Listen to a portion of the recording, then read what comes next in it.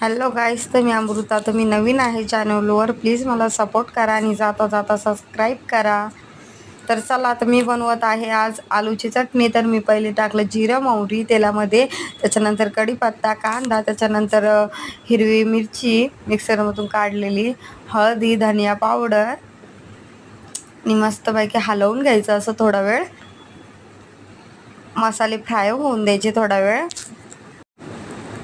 त्याच्यानंतर त्याच्यामध्ये उकळलेले आलू टाकले. आता बघा कशी फ्राय करत आहे मी चटणी. असं मस्त फ्राय करत राहायचं थोडा वेळ, 5 मिनटं.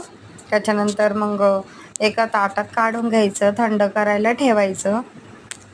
मग मी थंड करायला ठेवलंय आणि त्याच्यानंतर बघा ताटात दिसतंय ना तुम्हाला थंड करायला ठेवलंय. त्याच्यानंतर मस्त असं लाटून घ्यायचे पराठे हळूहळू. मस्त असं पीठ पण असं मस्तपैकी मळून घेतलेलं आहे मी आणि त्याला थोडा वेळ तेल लावून ठेवलं. त्याच्यानंतर बघा कशा पराठा बनलाय. खूप खूप म्हणजे खूप टेस्टी लागतो. असं तुम्ही एकदा बनवून तर बघा.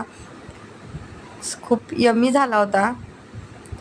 असं तेल लावायचं खूप मस्त, चांगलं लावा, कंजूसपणा नका करू त्याच्यानंतर मग मी हे घेतलं बनवायला, शेंगदाण्याची आमटी बनवायला.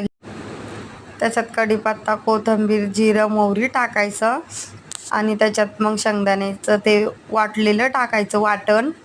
आणि बघा कशी मस्त चटणी पण रेडी आहे पराठ्यासोबत खायला. या तुम्ही पण जेवायला गाईस. आणि हो, जाता जाता तेवढं सबस्क्राईब करा प्लीज.